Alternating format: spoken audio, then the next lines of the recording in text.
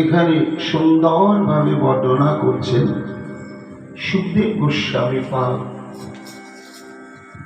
শুনতে হবে গোপীদের কথা। কেন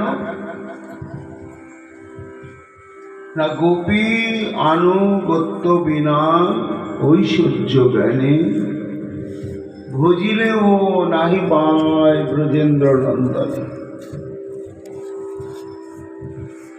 এই গোপিকাগণই হচ্ছেন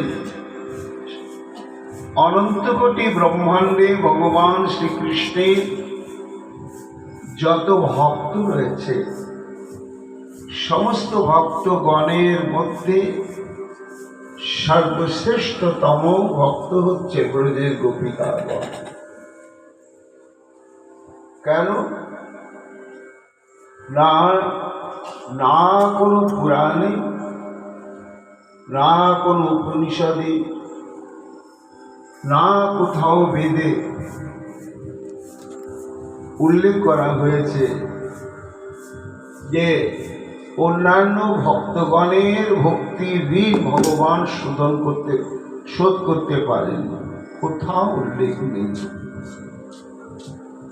একমাত্র শ্রীমদ্ ভাগবতী ঘোষণা করেছেন ভগবান শ্রীকৃষ্ণ গোপীগণের যে প্রেম, যে ভালোবাসা, ধর্ম উল্লঙ্ঘনকারী যে অনুরাগ, এই অনুরাগের প্রতিদান দেওয়ার মতন সম্পদ অখিল ব্রহ্মাণ্ডপতি হয়েও শ্রী গোবিন্দের ভাণ্ডারে নেই। তাই তিনি গোপীগণের ভালোবাসাতে নিজের ঋণ স্বীকার করলেন। ন পারিহং নিরবধ্য সংযোজা। হে গোপিকাগণ, ভালো আমাকে অনেকেই বাসে, এখনো বাসছে, ভবিষ্যতে বাসবে, কিন্তু তোমাদের সঙ্গে আমার যে প্রেমবন্ধন এবং আমার সঙ্গে তোমাদের যে প্রেমবন্ধন, নিরবধ্যং সংযোজা, এ শত শত কারণ থাকলেও কখনো এই প্রেমবন্ধন বিচ্ছিন্ন হওয়ার কোনো সম্ভাবনাই নেই।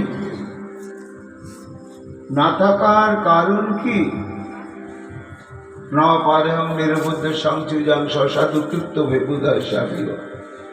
যা মা ভজন, তোমরা যে সর্বধর্ম উল্লঙ্ঘন করে আমাকে যেভাবে ভালোবাসলে, যেভাবে ভজন করলে, আমি